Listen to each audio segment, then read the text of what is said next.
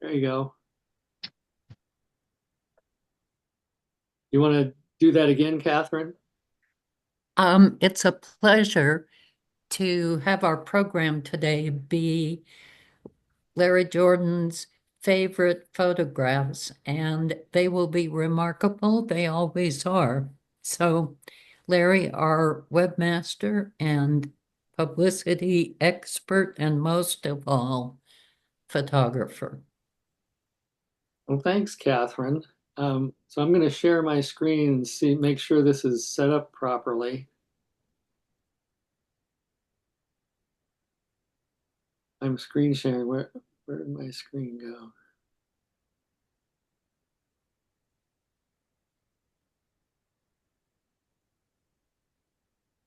Before we get going, anyone going to the Snow Geese Festival? Uh, I'm doing I'm leading a trip up Dye Creek Preserve, but I'm not going to the festival.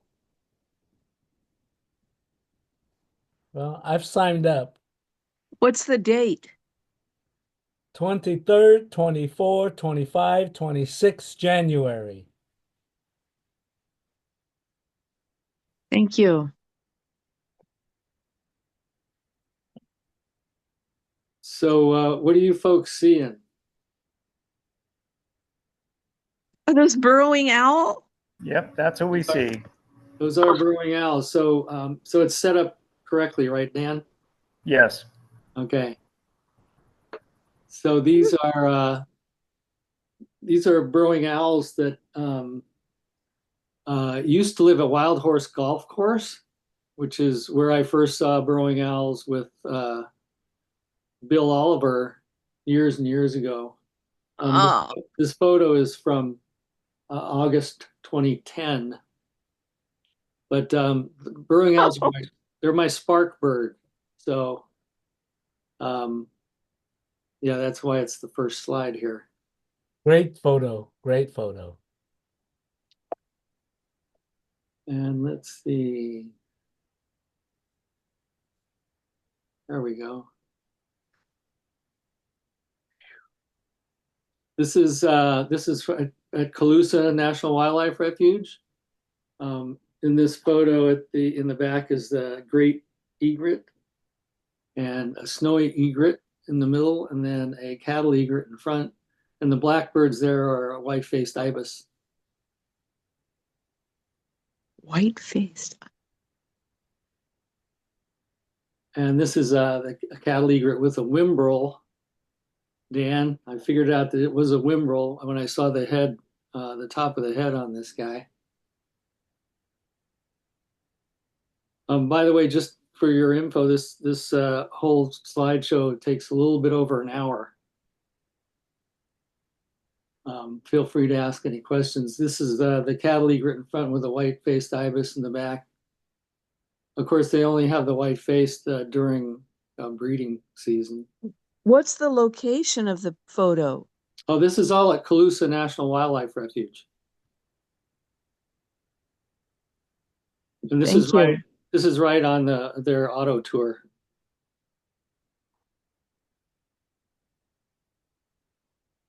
This is the view from the Calusa blind. So I wanted to let everybody know that the local refuges, Sacramento National Wildlife Refuges has two photo blinds. Delavan has a photo blind. Calusa has a photo blind. And so this is the looking out of the photo blind at Calusa. But there you can rent them. I haven't done it for a while, but it's usually I think it's around $25 for the day.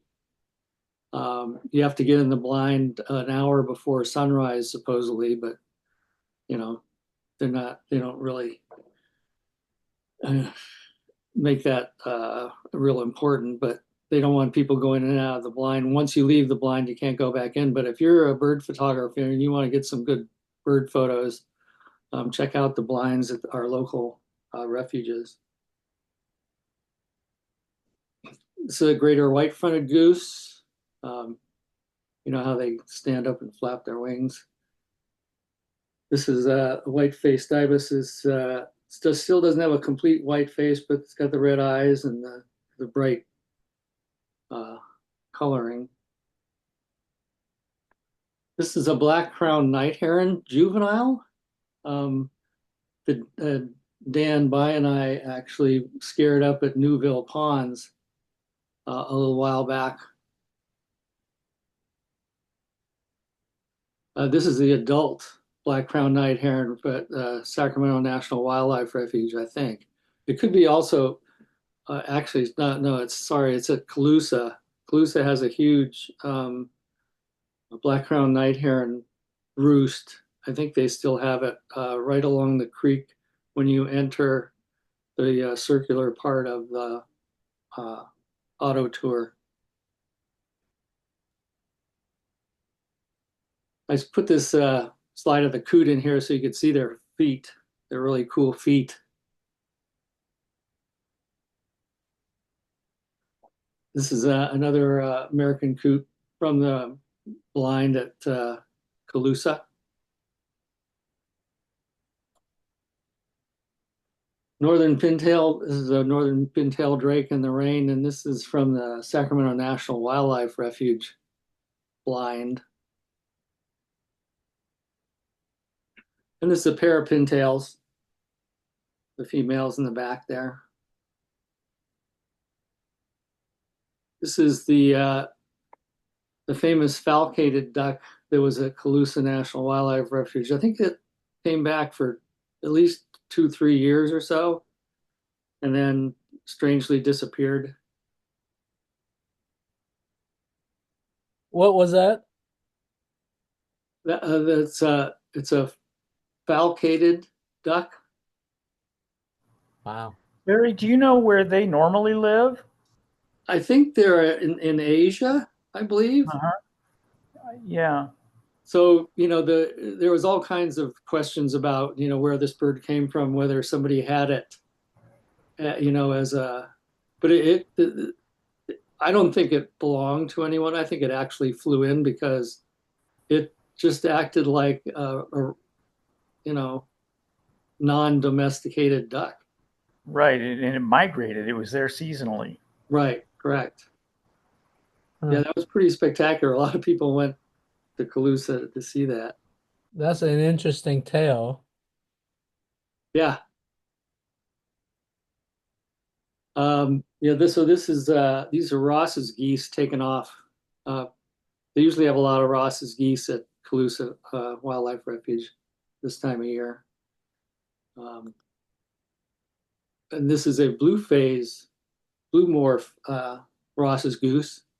You can tell it's a Ross's goose by the carbuncles, I think they're called, on the beak, that gray area right before it gets to the feathers on the beak. That's the best way to identify Ross's goose. And this is a blue morph snow goose at Sacramento. This is a little video of this guy taking a bath.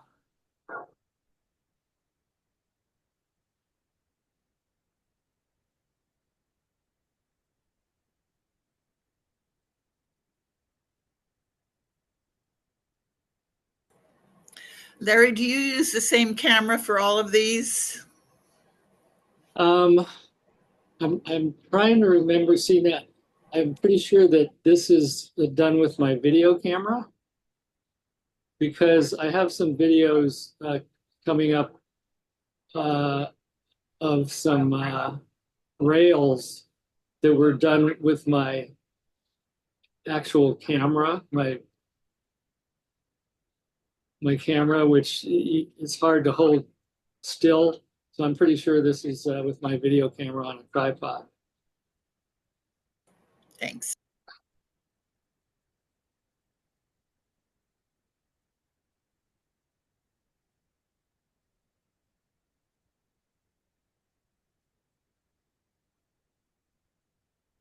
Is there any difference between that one in the center, the male and the female coloring? I'm sorry, say that again?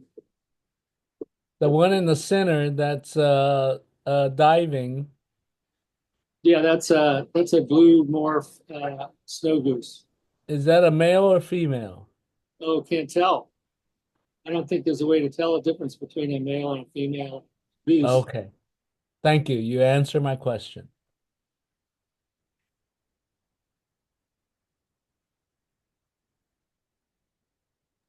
But you raise another question in my mind, Larry. Do you know if there's any uh, mating preference, like blue goose to blue goose? You know, blue morph to blue morph, as opposed to No, white actually, to blue? no, I've never looked into that actually. That'd be a good thing to look up on Cornell Labs Birds of the World. Yeah. That's where I get if I want to look up information on birds, that's where I go. Um, I think it's fairly inexpensive, like $40 a year or something like that. Yeah, so this is a greater white-fronted goose coming in for a landing at Sacramento. So when I say Sacramento, I mean Sacramento National Wildlife Refuge, right? American widgeon drake, showing its colors there. And this is the pair, the male with the female. This is the Eurasian widgeon pair. And I never noticed this until I got this photo, but you see the drake here, he's blinking and his eyelid is yellowish color. I thought that was interesting.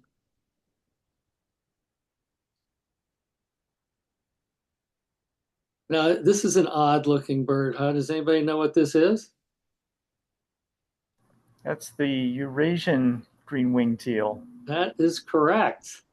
So you notice, the regular green-winged teal has a vertical white stripe on can you see my arrow on there or no? Yes. Oh, you Yes. can. Yeah, so normally there's a white stripe on the regular green-winged teal on the front, and the green-winged teal doesn't have these white out markings on the different colors on the face. But that's a fairly rare bird. This was at Sacramento National Wildlife Refuge back, I didn't put the date on there, but it was several years ago. And this is the regular green-winged teal drake preening. I think I have a video of him doing this too. Yeah. I'm trying to keep these videos short, but I loved that picture with all the feathers. That was very beautiful. yeah, it's a beautiful bird. And actually this, I think the photograph I took of that bird is this bird here that's preening now in the video.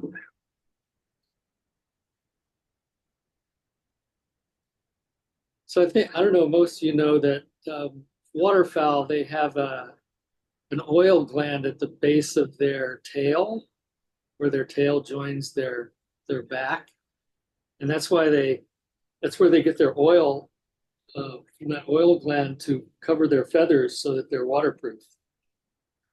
And that's largely a lot of what, like right there, a lot of what they do when they're preening. When they put when they put their head back on the top there, they're getting some oil to cover their feathers so they don't get wet. I'm glad you got the footage of them in the preening process, because now you can really see the spots and the highlights of their feathers. Yeah, it's nice to see some videos because you get to see different aspects of the bird and Yeah, their because a lone photograph doesn't show all that like that one. right. Oh, this is the female green-winged teal here. This was a flock of sandhill cranes flying over, and I don't remember where this was. I didn't look up to see what year it was or anything.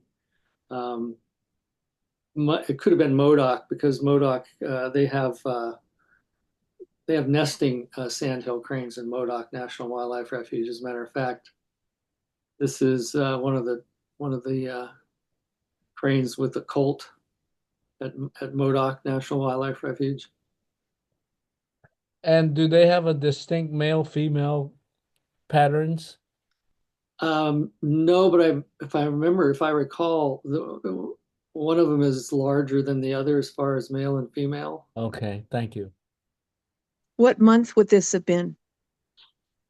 Ooh, probably I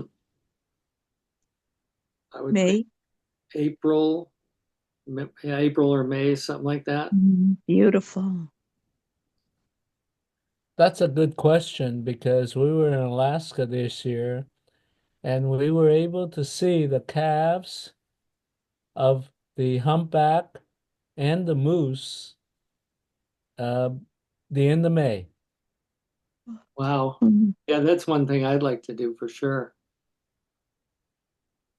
This is an American avocet. This is the male. The female has a more curved bill. And this is, I think this was, yeah, also at Modoc National Wildlife Refuge. Beautiful. Blue-winged teal. This is one of my favorites to find at different locations. They have a good supply there at Modoc. They also at uh, Gray Lodge. Gray Lodge in the early fall always, at least almost always has blue-winged teal. I think you pretty much say that they always have blue-winged teal there in the fall. This is the female, and this is the male stretching out on a log. I got this photo from the blind, of course. Modoc has a photo blind also. This is a pair of cinnamon teals nesting at Sacramento National Wildlife Refuge. And a pair of shovelers. I love these guys. I don't know, they're just fun to watch. The female is the one with the orange beak, obviously. And I put this in here so that you can see the lamellae on the bill. All those little hairs, they look like hairs along the side of. That's how they strain the little insects and crustaceans that they get that they feed on. And Larry, does most of those shorebirds, ducks in that family have that characteristics? no, I don't think so. As a matter of fact, I don't know if it's any other than the shovelers. I'm not sure if anybody knows that. Oh, thank you.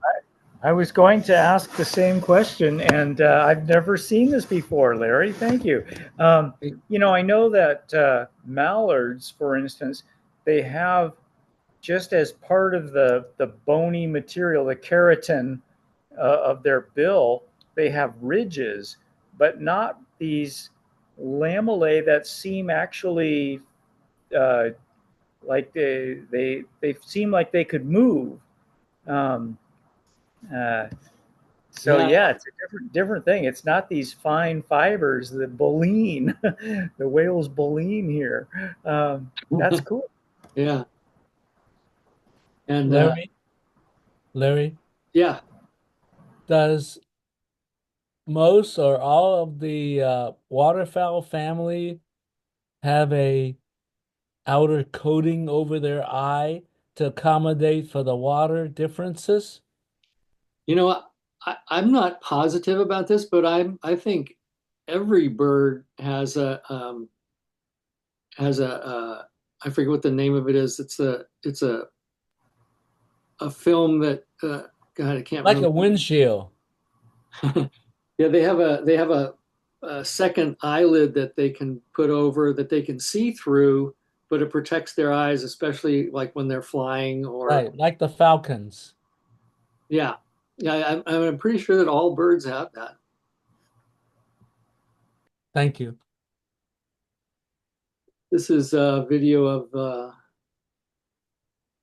the shovelers, the way they bring up the food that they get out of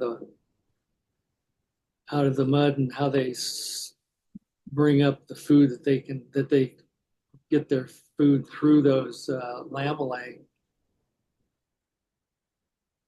And you'll see this a lot, as well as shovelers just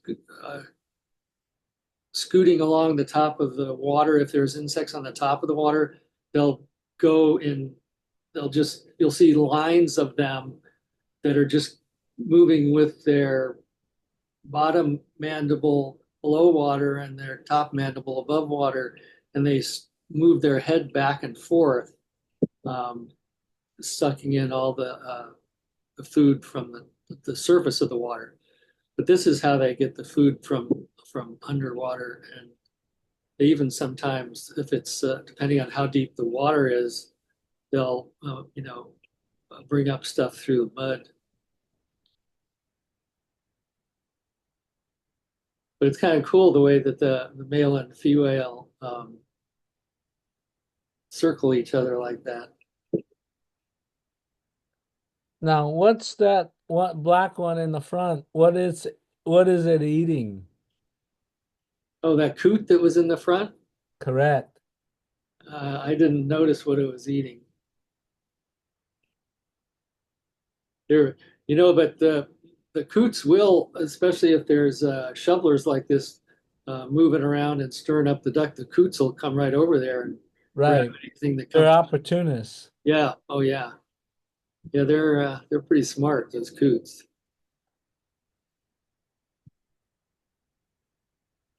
This is some footages I've never seen before. Oh, thanks. So yeah, most of my like a lot of my my videos are on YouTube. So you can go to the Shasta Birding Society YouTube channel and see a lot of these videos. Thank you. Thank you very much. Yeah.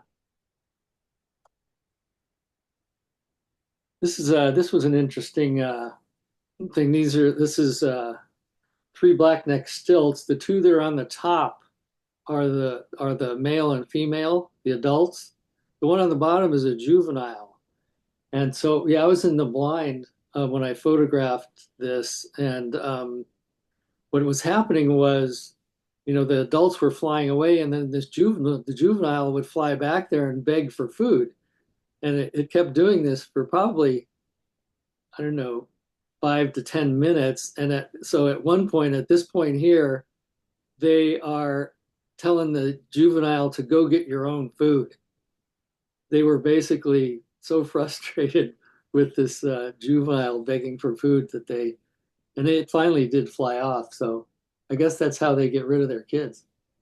That's a great photograph. Ringneck pheasant. This is on the auto tour at Sacramento. You usually see these guys. They're right along the first part of the auto tour that goes out to the platform. Of course, they usually scoot away as soon as they see too many cars getting too close. I put this red-tailed hawk in there because I just thought it was a beautiful, interesting coloring on this hawk. This was just on the ground at Calusa. Beautiful. Barn owl. This was on this post at Delavan Wildlife Refuge.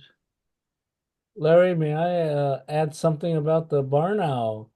Yeah. I was able to ride on a combine harvesting rice back in October, and there are numerous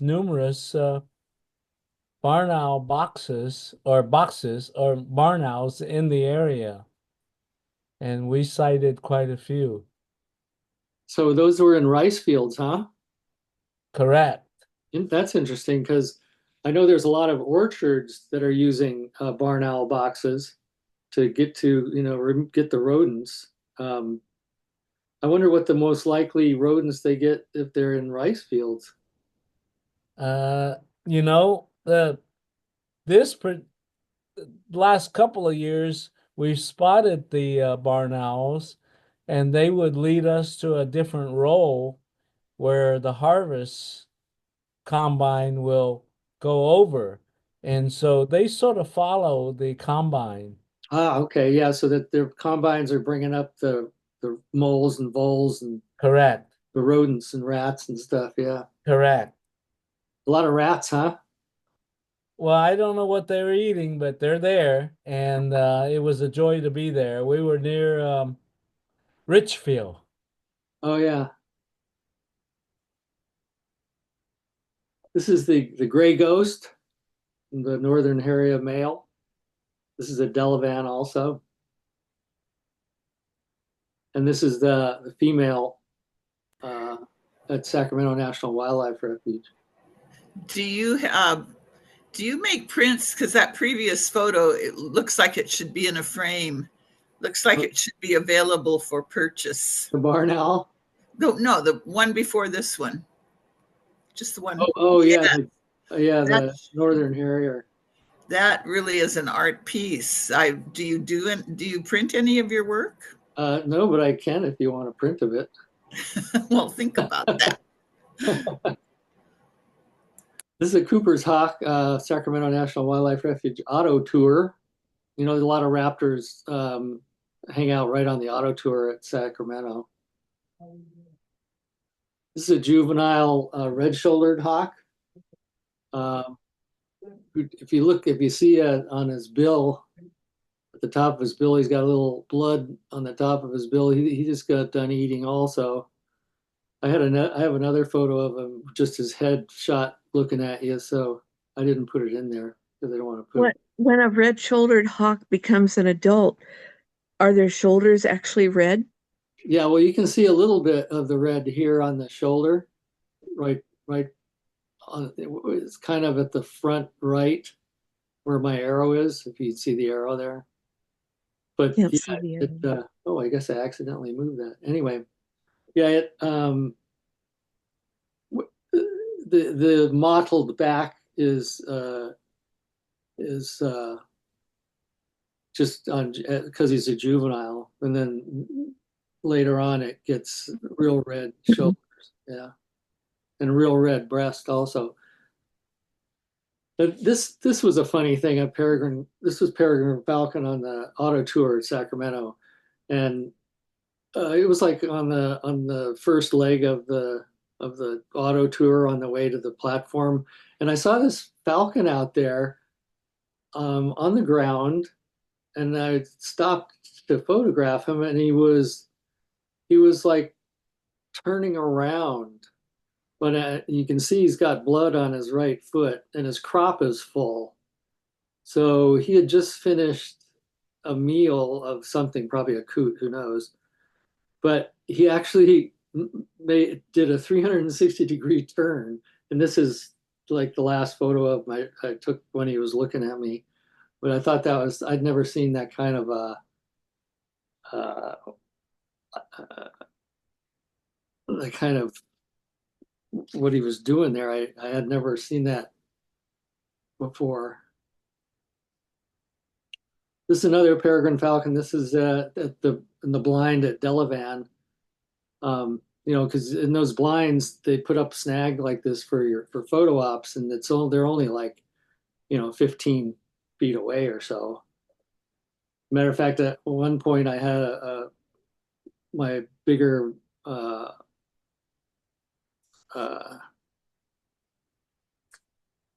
camera, and I couldn't even get the whole bird on it because it was so close. That's when you get pictures like this. This is the peregrine falcon at Sacramento blind #1. I like these photos of birds of prey that are looking at you like you're a piece of meat. The eyes are huge. Yeah. This is a bald eagle, obviously adult bald eagle on the auto tour. Also, on the at Sacramento National Wildlife Refuge on the last leg of the auto tour, where you're heading back to the headquarters, there's a snag there that these bald eagles like to hang out on. This is a merlin. I think it's a taiga merlin. This was at Lima Ranch. Beautiful bird. I love these birds, these merlins. This is a rough-legged hawk, light morph. This is up at Fall River, Rat Farm Road. On the way to where we're going, hopefully Sunday, with no snow. So this is a light morph, rough-legged hawk. And this is the dark morph, rough-legged hawk. I'm not sure where I photographed this bird. They're a little, I think they're more rare than the light morph. This is the light morph ferruginous hawk. This was on a post on Rat Farm Road. The easy way to identify these guys is, well, they're all pretty much white on the front. There's a little heart-shaped thing on the thighs, and then, but their gape, if you look at the bird's gape, which is, you know, the bill part that goes along the edges, their gape goes below, sorry about that, their gape goes below the his eye, all the way below his eyes. And that's one way to identify these guys. And this is the dark morph ferruginous hawk. You can see that long gape there also, that's also fairly rare. I don't know if I've seen more than one of these dark phase ferruginous. What is a gape, Larry? The gape is the opening of the beak. Oh, So okay. yeah, the line going under the eye there. Okay, gotcha. If he opens his beak, that's the corner of his Yeah. beak. Yeah. How do you Larry, spell that, Larry? How do you spell that? Gate? GAPE. What? GAPE. Same as the foot? Same as a foot? Is that what you said? Yeah, like when you're walking, you know, my gait. Oh no, with a P, not a T. GAP is in peanut. Okay, thank you. Larry, my understanding on these that large gape, it allows these birds that are, you know, they at least summer in the Great Plains largely, Yeah, and that with that big mouth, they can swallow ground squirrels whole. they're That's my understanding. yeah. Well, you know what their main food is? No. Rabbit. Ah, yeah. Yeah, I guess that. Yeah, I never thought about that. That's probably a good reason to have a big old mouth. A big mouth. I got it now. Gape. Gape. Yeah. Um, yeah, this is the American Bittern at Rat Farm Road, actually right at the parking lot. This is a image I took just recently, within the last couple of months, and this bittern was parked in the reeds there, right where people put their boats in the water. And so, you know, I slowly crept up on him, and he just kept looking at me like this, not moving, of course, because they know, you know, that people can see motion. So, you know, what the bitterns do is they put their head up like that and they watch you. And I took several photos of him, and he never left. He never moved. He never. Well, he always moved his head and watched where I went, but he never flew away. And then as I was leaving to go, you know, walk along the embankment, three young bitterns flew out. So this adult was there, watching over its young. American white pelican. A few months ago, there was tons of them up there at Big Lake. This is a great horned owl in Palisadro, actually. that was nesting in a huge oak tree. Ended up with three young, and the tree is still there. It's actually right across the street from the school, the elementary school there in Palisadro. I know that tree and I know that owl. I've seen it too. Yeah, and yeah, here's a shot of him with one of its fuzzy-headed offspring there. Yeah, I don't know if they're still nesting there. Did you see the owl anywhere near the opening of the tree? It's it's it's been a few years since I saw the owl, but I was amazed when I saw that owl. The tree itself is ginormous. Yeah, yeah, yeah. The opening of that where that owl is at least a foot and a half or so across. Hey Larry, Yeah. can you recognize which species of the owl by the hoot, hoot, hoot? Um, I I know a couple of their different owl species calls, but not I don't know that many calls, unfortunately. Okay. That's why I have Merlin app on my phone. Uh-huh. There's one across the street that I have not been able to figure out who it is, Do but you have it comes back in the winter. do you have the Merlin app on your phone? I'll try to find it. Yeah, because then you can just hold your phone up there and it'll tell you what it is. But if it sounds like a bouncing ball uh, going down, what is that, Dan? I can't remember the Well, I'm not sure if you mean a saw-whet owl. Um, no, it's a more common owl than that. It's the Western screech owl. oh, yeah. The Western screech owl has like a bouncing ball. I can't remember if it gets lower or higher as it goes, but that's that and the great horned owl are probably really the only. Well, I know a different call from burrowing owl, but that's just an alarm call. No, this one is way up about 40, 50 feet. Yeah, that sounds like it could be a great horned owl. This is obviously a turkey vulture, and this is when in the morning, they warm up by the sun. This is what's called the delta wing posture, where the when the vulture faces the sun to warm up, and this is the spread wing posture when the vulture faces away from the sun. Still get the same, they warm up either way. Depends on which way they feel like facing or putting the back to the sun. Can you explain their behavior of sort of unstable flight?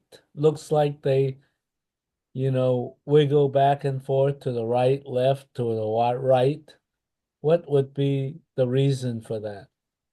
I don't know why that is, but that is definitely the way you can tell the difference between a turkey vulture and other raptors like hawks and eagles. Hawks, Correct.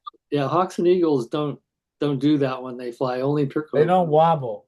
no, only turkey vultures do that. So if you're looking at a vulture, I mean, if you're looking at a bird of prey that's far away, like an eagle or a hawk uh, or a turkey vulture, it's easy, even if you can't see any color on the bird or anything like that, you can tell by the way the turkey vulture flies and wobbles back and forth that it's a turkey vulture, not an eagle or a hawk. That's correct. So this is a leucistic bald eagle, and this was at the Winter Wings Festival up in Oregon in 2014. I photographed this.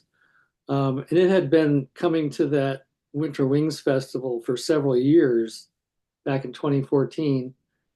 And I'm sure it was there after 2014, but I don't know um, for sure if it's come back recently. This is just a photo of the same picture, same bird, I mean, taken off.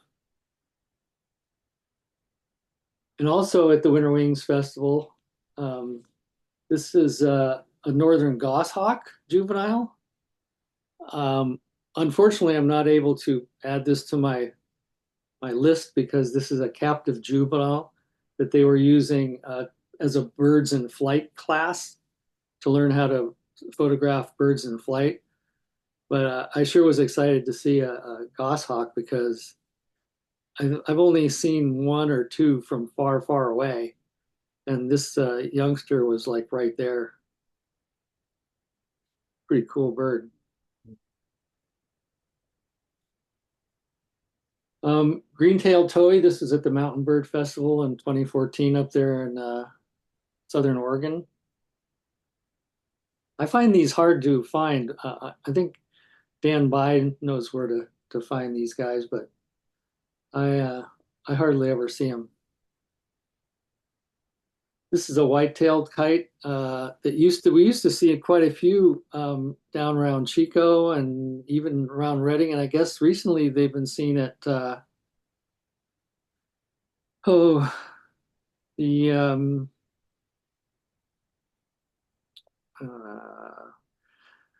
can't remember the name of the local place in Redding that's surrounded by houses that we sometimes do walks at. Do you mean at Clover Creek? Clover Creek Preserve, thanks. This one I got at in Costa Rica. So pair of mallards. This was they're flying over a creek wastewater treatment plant, Clear Creek. And also the same day at Clear Creek, this is a flock, part of a flock that was in this tree at of cedar waxwings. Beautiful birds, those cedar waxwings. They get them in the sun. They're just incredible. Mourning dove, you see a lot of those at Clear Creek. There's usually one or two kestrels at Clear Creek Wastewater Treatment Plant. This is a male. You can see with the gray wings.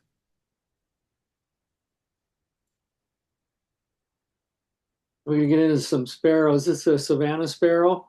It's got the yellow over the eye. Lincoln sparrow. You can tell these guys pretty well because they have the tan eye ring with gray above and then the brown, and they also the breast is goldish color with thin striping, which doesn't show that well on this image. But that's my favorite. That's my favorite sparrow right there. There's another shot of it. You can see the striping on the front a little better on this one.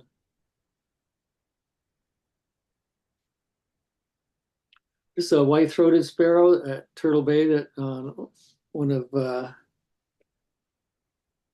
Trisha's walk at Turtle Bay there. We found this white-throated sparrow. They seem to be fairly hard to find, actually. I hardly ever see them. White-crowned sparrow, very common. And this is a juvenile, which sometimes people get confused thinking that this is a golden crown sparrow because of the kind of gold color on the head. But one easy way to tell that it's not is that it's got an orange beak, which makes it a juvenile white crown, because the golden crown sparrow has a dark beak like this guy, and much more gold and blacker around the gold crown. And song sparrow, you've probably seen several different types of song sparrows. Some are really dark, some are lighter. I don't know. It seems like an infinite number of different colors and darknesses and lightnesses on these guys. And I was surprised about this. Is a chipping sparrow that we had at the Lassen Park outing at Summit Lake last year. Actually, earlier this year. But then when I looked up chipping sparrow, when I looked up, chipping sparrow, sorry. They're everywhere in the continental U.S. all summer long, according to Cornell.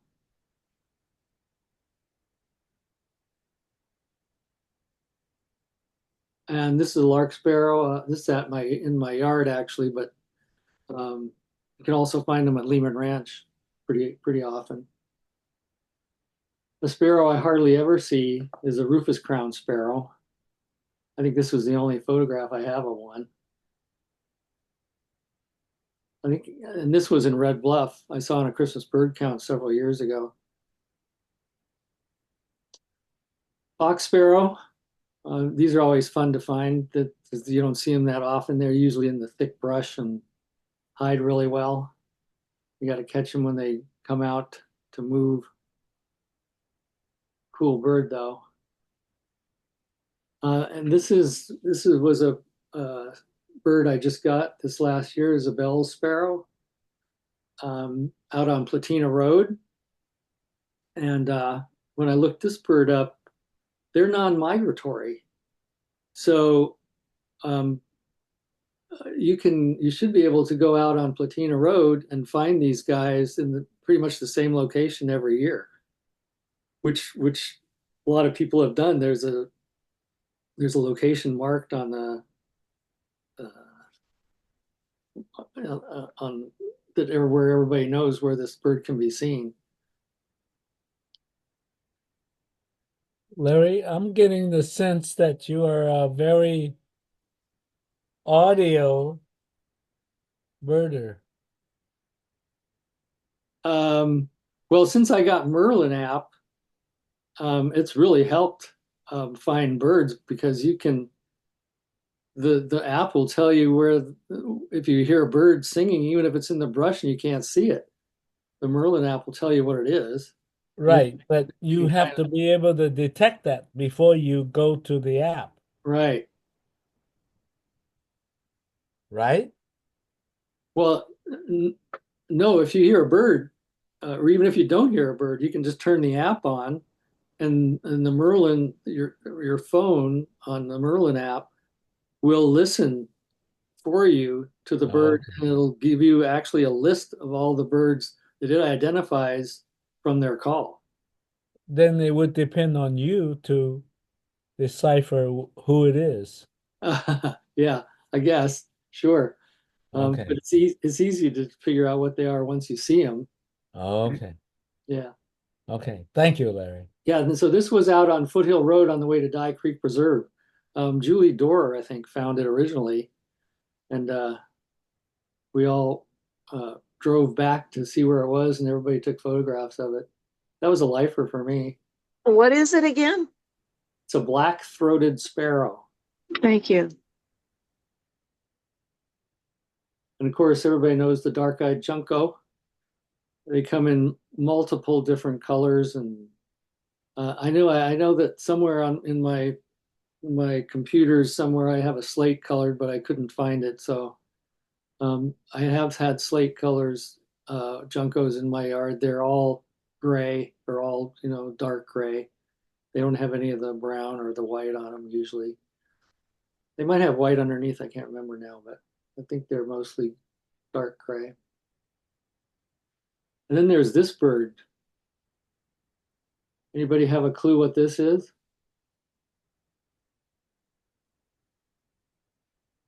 When we were at Lassen Park with the camp out last summer, we started our walk around Manzanita Lake, and there was literally tens and 20s and 30s of these birds flying around, and we kept seeing them, and everybody was seeing them, but nobody could identify it. And finally, one of the Altacal ladies said, "Oh, that's a juvenile dark-eyed junco." And sure enough, she was correct. Everybody knows Western bluebird. This is the female. This is at Lima Ranch where we have 12 nest boxes. So this is the female, one of my favorite birds. And this is the male in breeding plumage, male bluebird. And these are the fledglings that are. This is at Oak Run at the Palo Cedro. We have 6 nest boxes at Palisadro Community Park, and they were at this park. And the male was on the way with worms. He was probably 6 feet away or so when I shot this, when I took this film. That's why their beaks are open. This is the northern flicker, our typical red-shafted male northern flicker with the red mustache, gray neck and brown above the eye. This is the female, red-shafted, same as the male, but no red mustache. And then there's this flicker. This is an intergrade between a red-shafted and yellow-shafted flicker, because you see the red triangle on the back of this head. That would be the sign of a yellow-shafted woodpecker. So the yellow-shafted are east of the Rockies, and the red-shafted are west of the Rockies, generally speaking.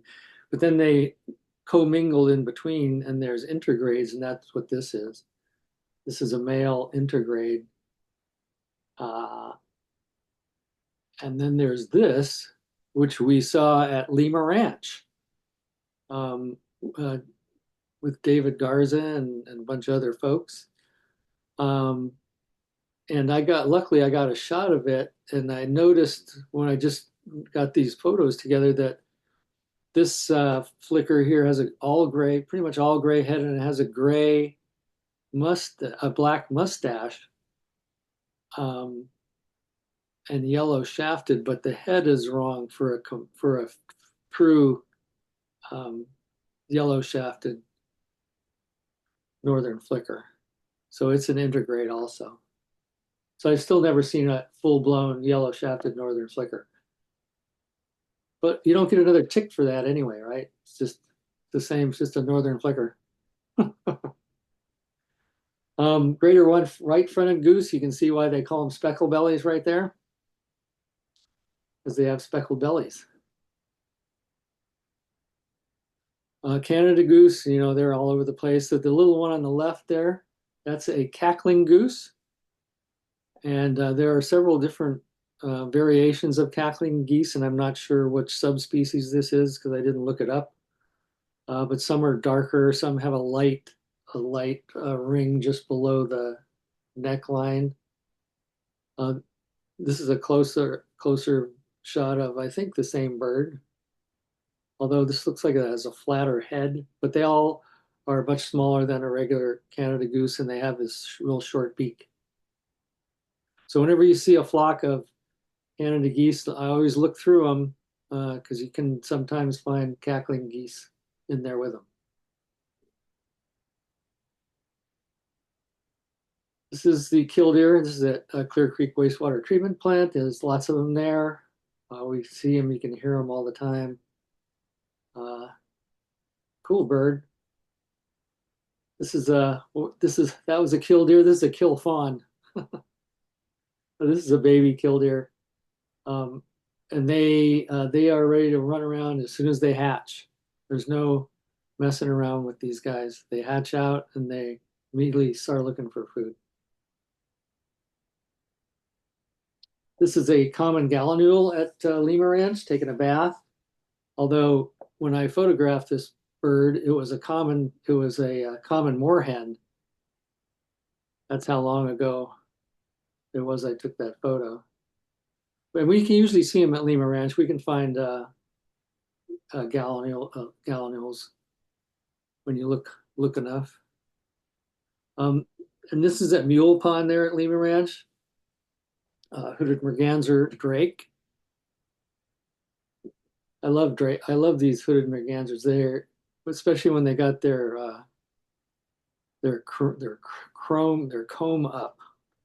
This is the female.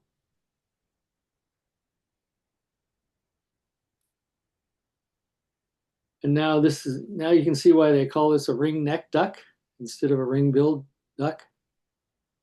When the sun's right, you can see that ring around around the drake's neck. This is the female ring-necked duck. So this is, I have a few birds that are difficult to find usually. This is a Sora. I have a Sora and I have a Virginia rail and I have uh, uh, another hard bird to find with a video of each.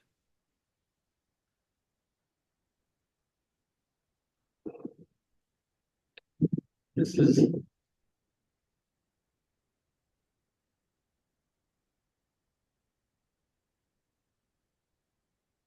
this is the Sora.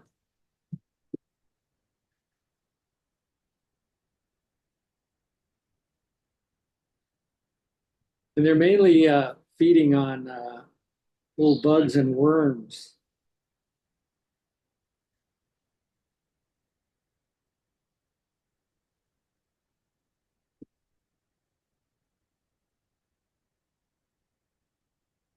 Picking up leaf litter. And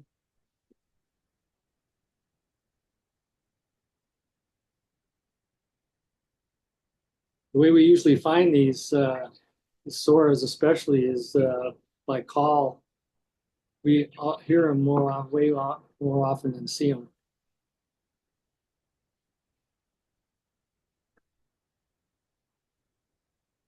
This is the Virginia rail here. Same story. You usually don't see them, but you hear them when they call.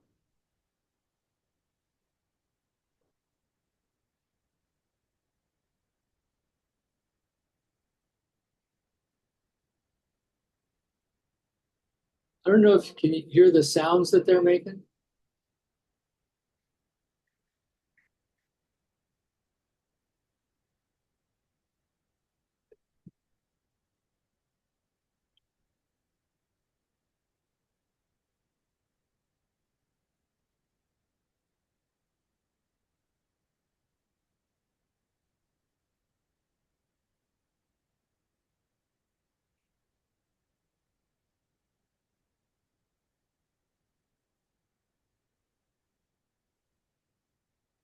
And the last one is the Wilson snipe.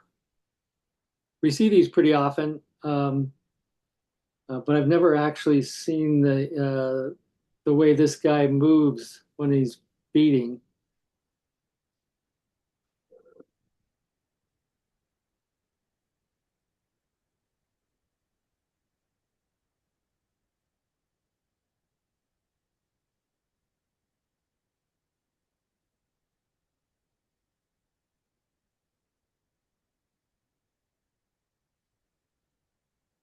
You can see he's keeping his head totally still because he's probably discovered that I was there.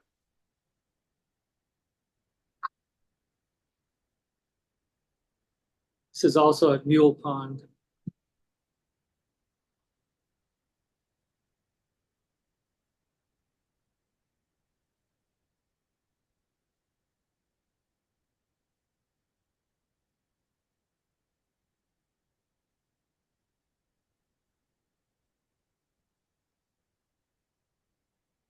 This is a fairly rare species. This is a pectoral sandpiper.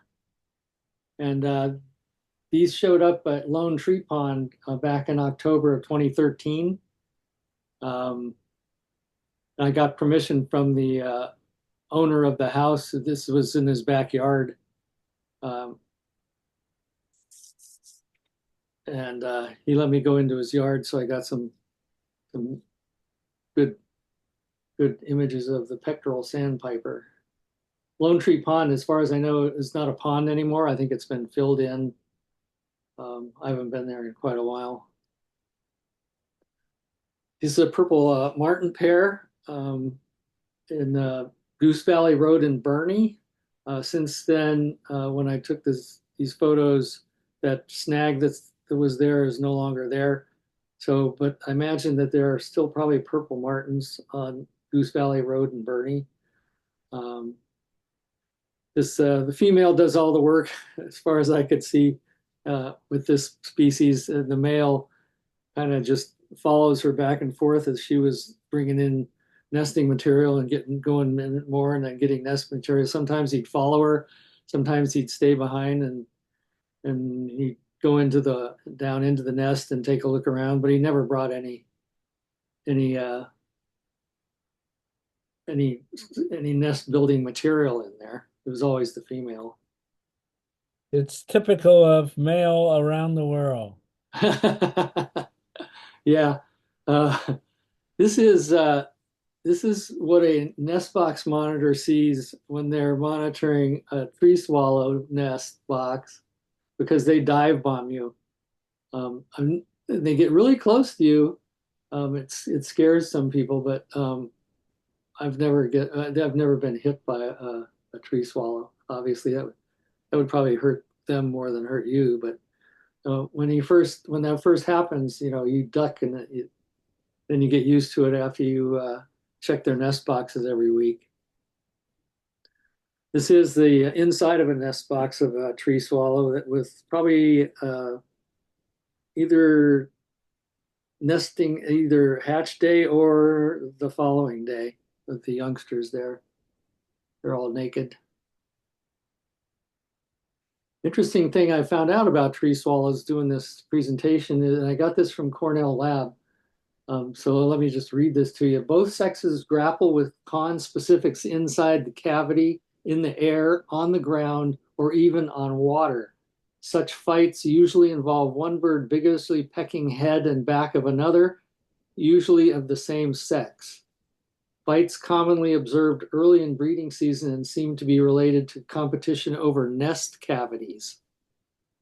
So I thought that was very interesting because you see the bird with its mouth agape on the right, and she's looking into this little tiny, there's no way that that's a cavity that could be used for anything, but yet this other bird's flying in to see what's going on. And then they get engaged in a little bit of combat. Um, and then and so I watched this whole thing and it went on and then it ended up at the top, the one on the right here that's a gape that you can see his orange gape there was on the top, and this other bird came flying into him. And they never actually contacted each other, but it was pretty intense. That was at the in the blind number one at Sacramento National Wildlife Refuge. This is a violet green swallow male. It was nesting on my property. I'm gonna probably try to go a little quicker because it's been an hour already. I don't know how you guys are feeling, but it's a little more than halfway through here. This is a bank swallow at Fall River Mills Ecological Reserve. If you don't know where this is right in the middle of Fall River Mills, right after you cross the bridge to go into Fall River Mills. On the left-hand side, it's a preserve there for bank swallows. They come and nest there every year, usually around March or so. So if you want to see bank swallows, that's the place to go. Barn swallow at Modoc National Wildlife Refuge. They were nesting there on the building. This is a northern rough-winged swallow. And I can find these on Ash Creek Road Bridge. If you know where that is, Ash Creek Road that goes down south from Dersh Road on Parkville, and then turns into Ash Creek Road. And there's a bridge right there. And these northern rough-winged swallows will be there in the spring. They nest there. It's a good place to see them close up. Wondering if anybody can identify this hawk. I know I could not. Is it a Swainson's? No. This is I took this at Hawk Hill and Marin Headlands. This is the yearly migration at the Marin Headlands, where you can go to Hawk Hill and see all the different rare raptors flying through on their way. I guess they're on their way north. Like a broad-winged. It is broadwing. It's a broadwing Yeah. hawk. and I specifically went there because they were seeing broadwing hawk, and I went down and showed up there at the Marin Headlands at the where they do their counts. And there was a guy, there was several people counting around that have different stations where they count, looking in different directions, of course, so they don't double count. And there was one guy tallying everything. And so when I walked in there, when I first walked in there, I said, "Hey, have you seen any broadwing hawks yet?"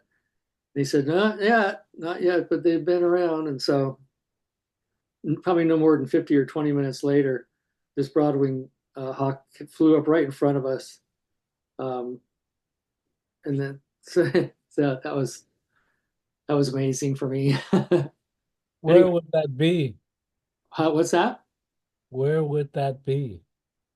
So that is the Marin Headlands is on the south side of the Golden Gate Bridge in Marin.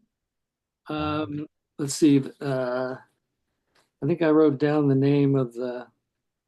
Well, if you look for Hawk Hill, it's Golden Gate Raptor Observatory. Golden Gate Raptor Observatory. Go to their website. They post all of their. It's over for this year, but they post all their daily tallies for all the birds that they see that fly over. And this was a common raven. It was at the same location as the Hawk Hill. And so, when you see the raven like this, you can see how the feathers under the throat are so much more intense than a regular American crow. Not to mention the large beak and all the hair on the beak, compared to this American crow that has hardly any feathering underneath the neck and a much smaller beak. That was in Turtle Bay's parking lot, by the way. So are their calls a little bit deeper? Say that again? Are their calls a little bit deeper? Oh, their calls. Yeah, the call is totally different. Yeah, Okay. yeah, the Raven's got a real coarse, deep call, much different than the crow. Okay. That's what I recognize. Yeah, it's easier to tell them apart when they're calling than it is to see them. So since I was at Hawk Hill, I went right across over to the Cliff House in San Francisco. Since I drove all the way down there, I went down to the Cliff House down there and to check out the shorebirds. And the first thing I got, well, there's like hundreds of Heermann's gulls. It's another Heermann's gull. And this brown one here with its butt in our face, that's a juvenile Heermann's gull. And the other ones in the distance are adults. I forget I think they winter down in South America. That's where they have that's where they breed down there. This is a long-billed curlew foraging in the sand there. And success. I don't know what that bug is or what that is. Sand, something in the sand.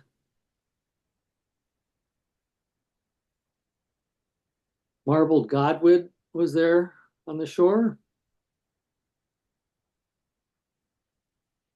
Also a black oyster catcher. Those are bright, contrasting birds. You can see those over on the coast up here also. Larry, are you familiar with the oyster, some sort of bird in South Africa? Is I'm that, not. Yeah, no, I'm not. I don't know anything about South African birds. yeah, there's an oyster, some sort of species. I can't remember, but when you mention oyster. Yeah, feeds off their oysters too. Yeah, you got to have a certain kind of bill for that, I imagine. This is a black turnstone, another pretty common shorebird on the coast. There's a Swainson's hawk. This was at Magdalena Ranch, which is east of Portola, down below. I guess it's east of 99. It's a side view. I didn't know till recently, till when I was with Dan By one day, and we saw this bird kiting, and he goes, "That's a Swainson's hawk," and I go, "I didn't know that Swainson's hawk kite," but sure enough, it makes it a real easy and positive way that you are possibly looking at a Swainson's hawk, the size of them, and that white face, and their kiting, that it pretty much clinches that. This is a sage thrasher, which is also at Magdalena Ranch. Pretty rare for me to find sage thrashers. Yellow-headed blackbird. This bird kept walking towards me so fast I barely had time to get a photo before he was out of focus. This is the female yellow-headed blackbird. And this is another shot of the male doing the splits here. I don't know if he did that on purpose or he was just moving from one pad to another or what. Wilson's phalaropes. Oh, these are not super unusual. We've had them at Clear Creek Wastewater Treatment Plant. This is in that same area where the yellow-headed blackbirds were.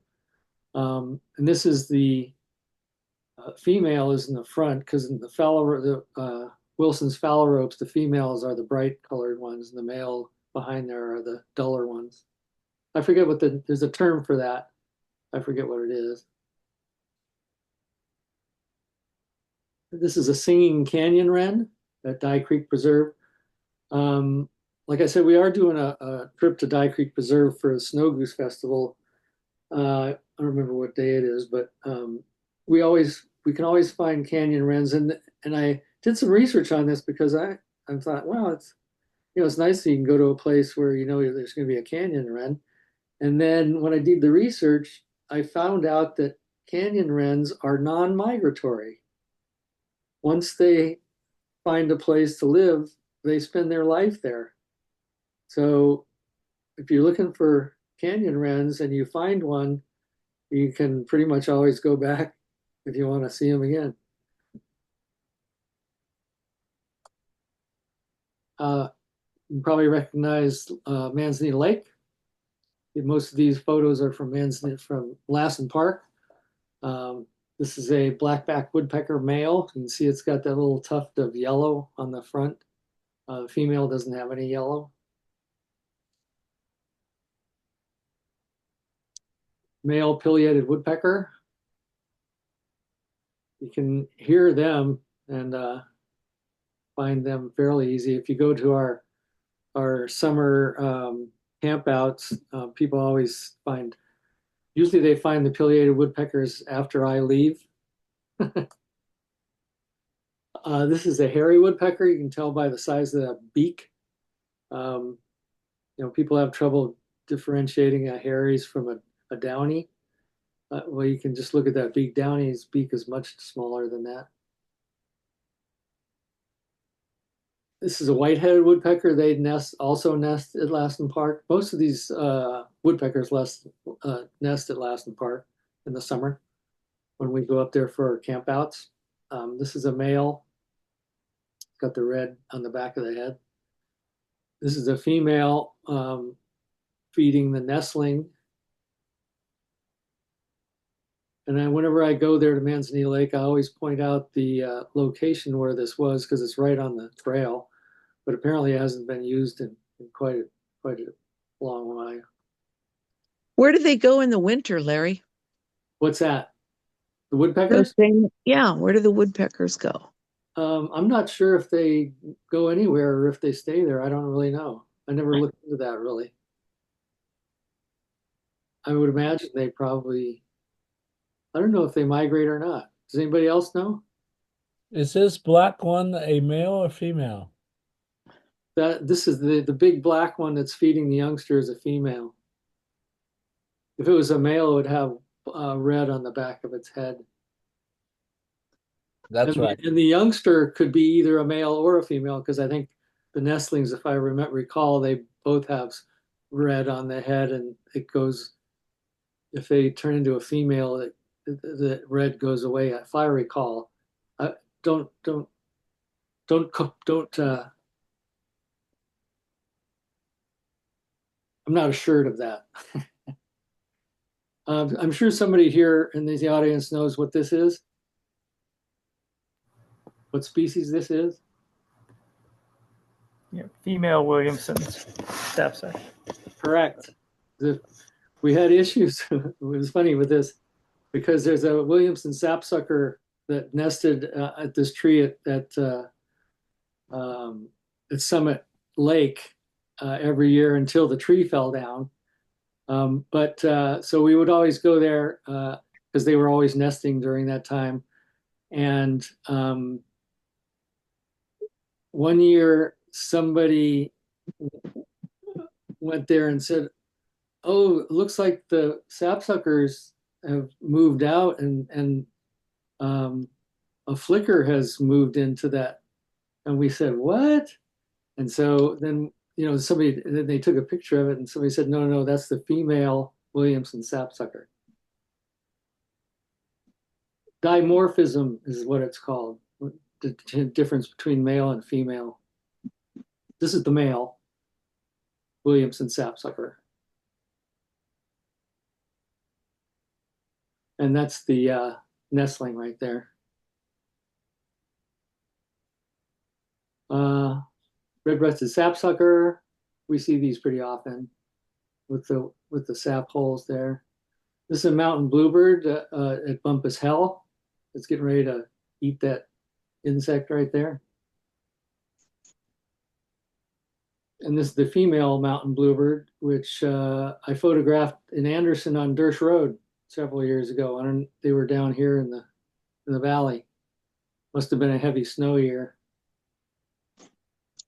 Clark's nutcracker juvenile. You can see that gape there, the pink gape that always signifies a juvenile is not totally formed yet. This is a Steller's jay. I get those in my yard in the winter sometimes. You can usually hear them before you see them.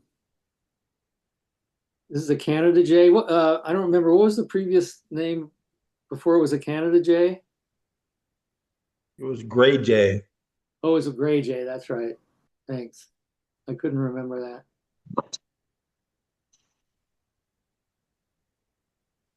Can you see what that is? Totally camouflaged. Looks like bark. Whippoorwill? Yeah. Bark. The brown creeper. Creeper. Yeah. Brown. Perfect camouflage. Wow. Yeah. Here's the even more interesting thing. This is what blew me away was when I saw this brown creeper. How many of you have seen a brown creeper perched? Anybody? Not me. They're always climbing on a tree. And I saw this one perched, and I took a photograph. I took several photographs. I mean, it was just perched there. I saw one taking a bath in a puddle once. Oh yeah, I've seen them taking baths in a pond. Yeah, I've seen that in like a little tiny pond. I forget where that was. I think that was at Bernie Falls. I saw that. Oh, maybe we were together. That's where I saw it. Oh, okay, yeah. That's when you said that. That's what I thought of. This is a female bufflehead who is done nesting for the year, and hey, oh, here we go. She's about 30 or 40 feet up, but she's done nesting, and so she's out searching for. Oh, hey, she's out searching for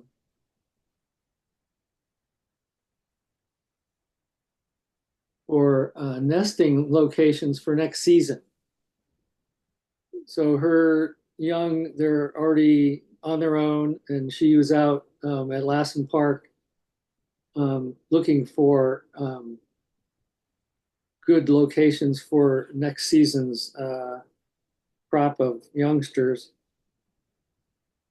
And I guess they fly around wherever there's nest holes in trees, checking out to see if it might be someplace where they can breed the next season. I assume that they also reuse uh, old nest locations that they've used in the past, but I didn't look that far into it. I just could tell what she was doing from what she was looking at.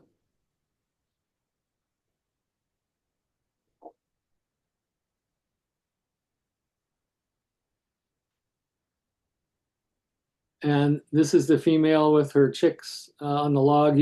Whenever you go to Manzanita Lake in the summer when we're there at our campouts, we pretty much see this every time is buffalo head females with their young sitting on a log. This is the male bufflehead. When you get the sunlight on their head at the right angle, you get to see the colors. Pretty amazing. And this is a coot feeding its chicks.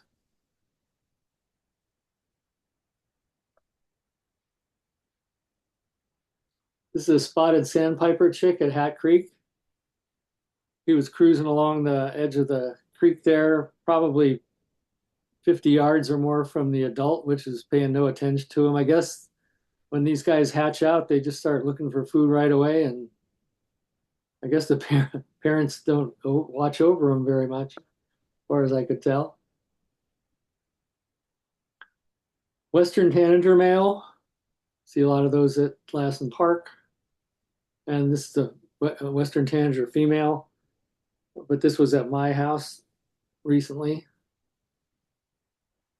Also on one of our campouts, we had a dripping water faucet, and we all got our chairs out and sat down and watched all the birds come to the little tiny pool of water that was creating the place where they could take baths. These are Cassin's finches.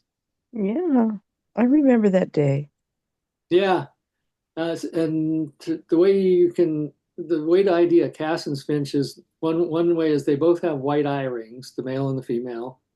The male has this really bright pink cap with more of a diffuse pink on the breast, and the female, if you see, has really sharp markings, stripings on the breast, way sharper than any other finch, the other two finches. So they're fairly easy to ID. I get them in my yard occasionally in the wintertime.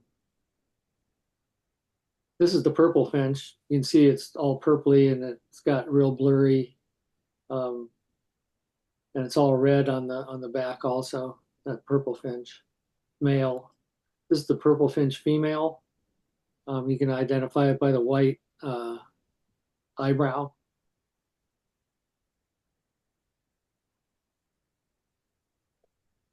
This is a regular house finch, but because of whatever it ate when it was a youngster, it's yellow instead of red. I'm sure probably most of you have seen something like this, more like yellowish house finches. This is a regular male house finch with a red, and the female house finch.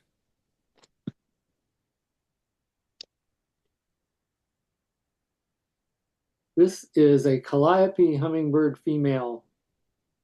A couple of years I've had calliopes at my house. This is 1 year that I had the most, and they were male and female. This is the male calliope. which apparently Michelle Swartout has had one at her house for like 3 months now. This is a female Rufus hummingbird.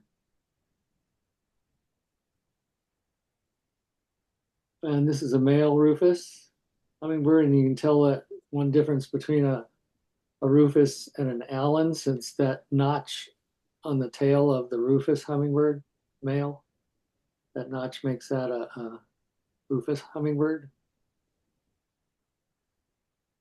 This is a female Anna's, and that plant is woolly blue curls, one of my favorite native plants. I think I have 4 of them in my yard. And this is what they look like when they bloom. And they bloom for a long time, long stems, like 3-foot stems of these purple and blue and incredible plant.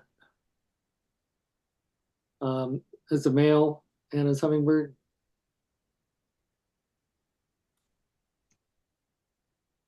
It's a little video of all these hummingbirds at the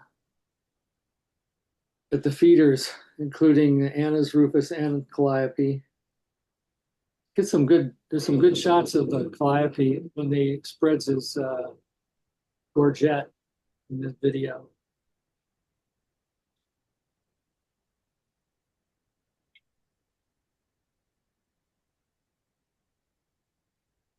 That's the female Rufus hummingbird there.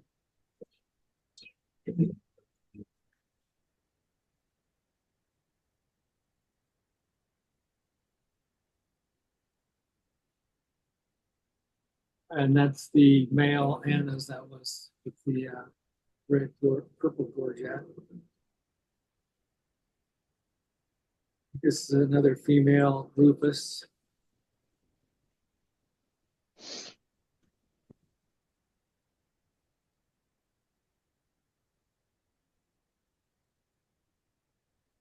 There's the male Calliope hummingbird with the spread gorget there. They don't really they don't land a whole lot. But you can see that later there's a good shot of it with its gorget spread out.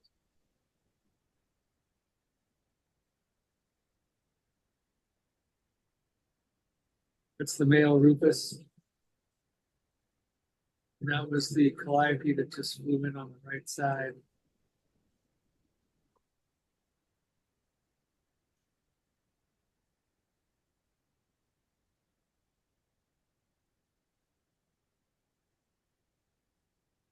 It's actually kind of amazing that they're all getting together, because the Rufus are usually pretty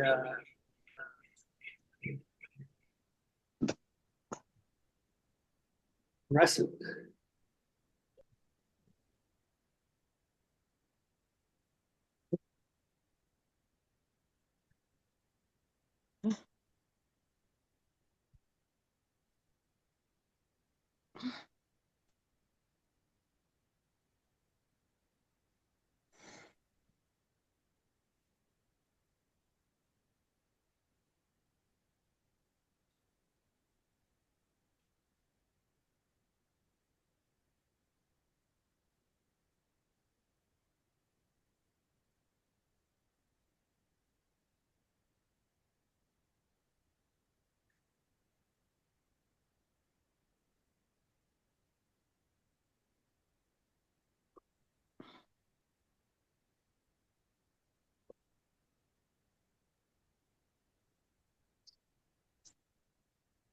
There it is. There's the shot of the Calliope male there. Beautiful.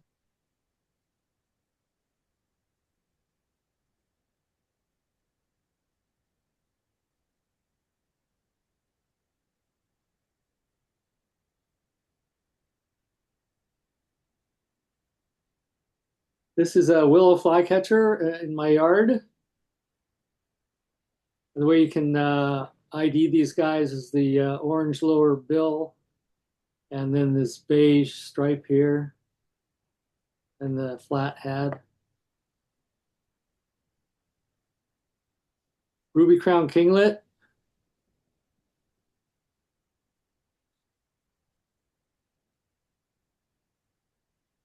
This is a quick video of two ruby crown kinglets playing in my water feature.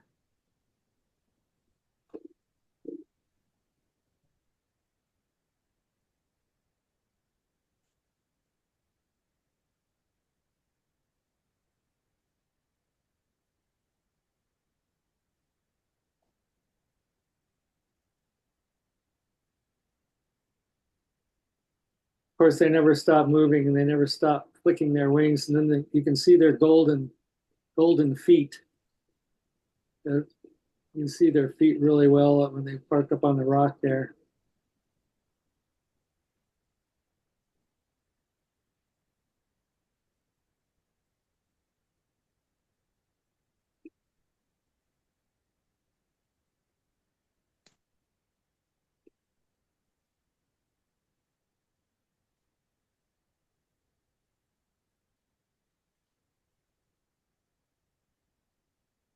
Or he is imitating his hummingbird imitation.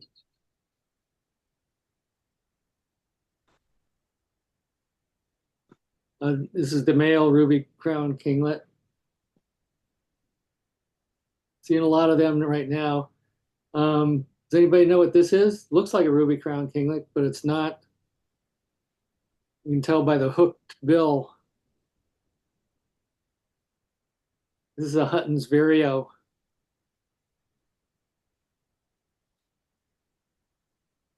This is a Cassin's vireo. This was in my yard also. Black-throated gray warbler.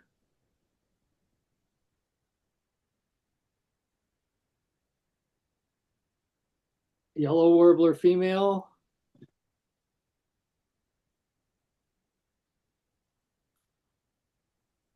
Townsend's warbler. Now these few that are coming up here, these warblers, the Townsend's warbler and a bunch more came down in a low pressure situation on my yard. I'm just walking my dog and all of a sudden all these warblers come out of the sky. I ran to my house and got my camera and got as many photos as I could. This is a Nashville warbler feeding its young. I don't remember where I took this picture, but it wasn't at my house. I have had them at my house though. This is the first year yellow rump warbler, female. This is a male yellow rumped warbler in breeding plumage. That was at Dye Creek Preserve. Hermit warbler, male at Bernie Falls State Park just recently. And then we were there. It's a mourning dove at my house. The colors on those mourning doves just blow me away. This is a band-tailed pigeon in my feeder. And then when they come to feed, I usually take that feeder down because they eat too much. Evening grosbeak. What's that? And I recognize the evening grosbeak, yeah. Yeah, this is a male in breeding plumage.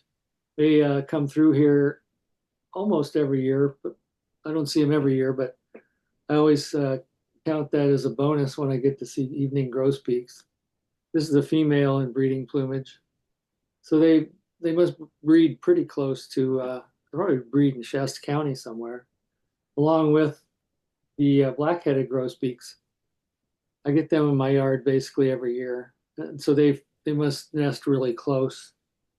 This is the male and this is the female black-headed grosbeak. Almost done here. This is a male Nuttall's woodpecker nestling, nesting in one of my trees. Lewis's woodpecker on Oak Run Road. If you want to see Lewis's woodpeckers right now, if you go out from Reading out east to Oak Run, so you get off at the Palisadro exit and you go up Oak Run Road. As soon as you get past the Millville turnoff, of course you can go to 44 and go through Millville, but the entire road from the Millville turnoff almost to Oak Run. Actually, I've seen them up here in Oak Run up at the top. They are Lewis's woodpeckers are everywhere in the big oak trees. You can, as you drive along the road, you'll see them at the top of the trees. They fly out and to catch bugs and then fly back to the top of the trees. And when you see that, even if you can't see the colors and stuff on the bird, you see the blackbird flying out from the top of the trees and circling back around, going back to the same tree. Those are Lewis's woodpeckers. If you want to see them, take a drive up Oak Run Road anytime within the next couple of months. This is a juvenile acorn woodpecker. That's the color of their iris when they're juveniles. These are black swifts at Burney Falls. And a few more images here. This is the sage grouse this is the digiscope because this was real far away. This is a digiscope shot of the greater sage grouses we saw in March 11th in 2022 at Shafter Sage Grouse Lek. They are a near threatened species. Where is Shafter Lake? Where is that lek? Shafter Sage Grouse Lek is just across, it's just east of Susanville, up in the mountains there. I can't remember what the name of there is a campsite right near there. Ramshorn? 139 or 395? Which highway are you on? The one that goes through Susanville, is that 395? Well, No, 395 is north and south, right? yeah. So okay. So this is east of Susanville on the main highway Yeah. to Reno? No, does anybody know? If I recall it, the one that goes to Reno cuts off to the right. You have to keep going straight. By the Wild Horse Burrow Sanctuary, Wild Horse corrals and all that. That could very well be. I mean, I can. I'll look it up later. I didn't mean to disturb the slideshow. That's okay. Does anybody know what this bird is? I'd be shocked if anybody knows what this bird is. So I saw this bird when I was on Clear Lake with Floyd Hayes back when he was counting grebes on Clear Lake back in 2011. And yes. What's that? Let me make a guess. I don't know, but I've been trying to learn gulls. So you'll have to tell me how wrong I am. I'm going to say it's a second-year herring gull, American herring gull. Well, no, take a look at the tail. Oh, you're going to go with some. Yes, it's got a pointed tail. Okay. So these you want guys, some kind. When Floyd Hayes and his pals saw that, they screamed and freaked out and said, "There's a parasitic Jaeger." And I had no clue what a parasitic Jaeger was back in 2011. And I probably couldn't even identify one now, but this is a juvenile who apparently got lost because he was a long way from the coast. But this is a coastal bird that was at Clear Lake. And so, that was one of my first, 2011, that was one of my first rare birds right there, actually. Snowy plover, these you can see these if you go to Godwood Days. They'll do a snowy plover. I think they do a snowy plover outing, I believe. I haven't been there recently, but this is in a public beach north of Arcata, and I think they're either near threatened or threatened. I'm not sure. I don't remember. This is a northern spotted owl, which is threatened. And these you can also see if you go to Godwood Days because they do the Green Diamond Research Company there over on the coast at Godwood Days, they have a couple of biologists. They go out and take mice out there with them when the owls are feeding their chicks. And yeah, you can get some great photos of these guys. Hopefully, they stop declining, I hope. Now the barred owl is a big problem. I suppose most people know this vermilion flycatcher. This is another rare bird. This is from 2016, the first time I saw it, and it hangs out at Maxwell Cemetery when it comes down from the north and comes here in the winter time. And it usually hangs out at Maxwell Cemetery. This is the male. I've never seen a female. It's always just a single male vermilion flycatcher. This is a summer tanager that was found in Red Bluff Recreation Area, 2016.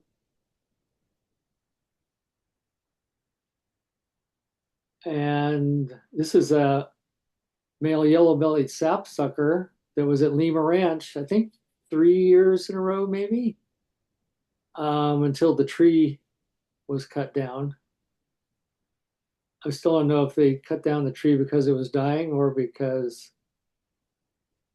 they think they planted another willow there to take its place. But so that was a lifer for me too, the yellow-bellied sapsucker. This is a Harris's sparrow that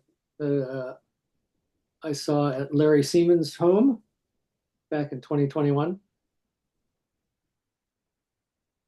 Juvenile emperor goose that was at Gerber wastewater treatment plant. A bunch of folks went down there to see that bird.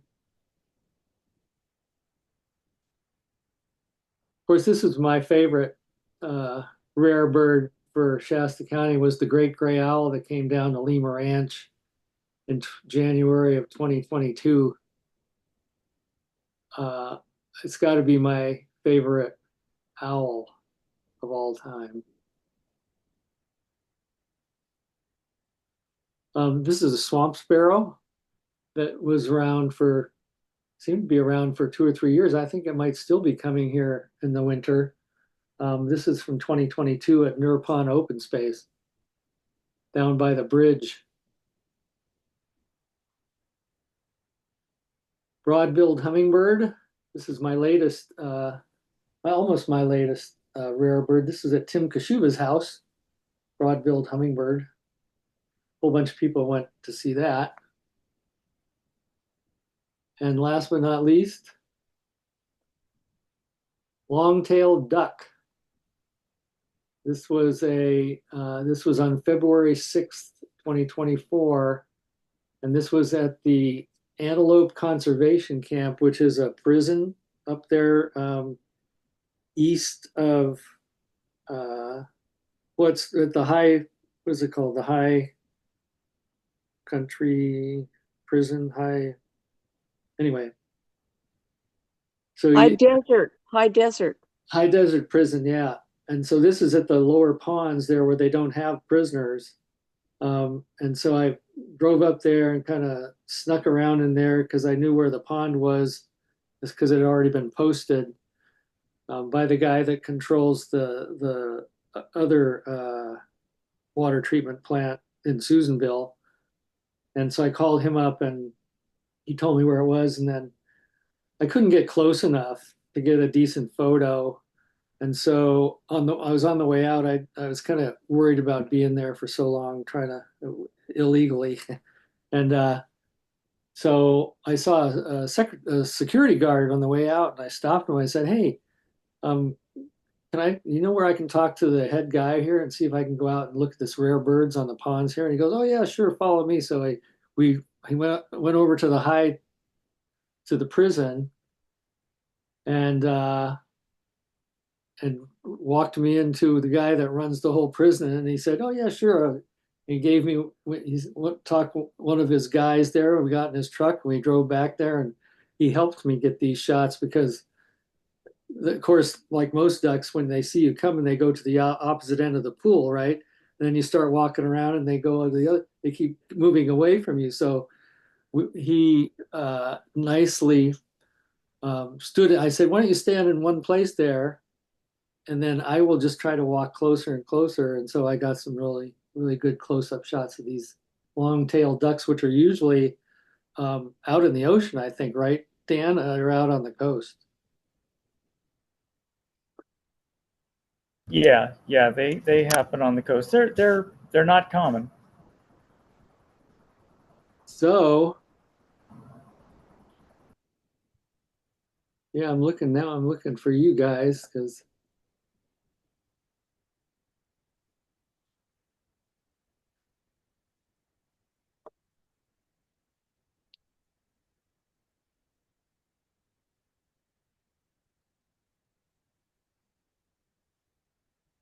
so are you guys still with me? That's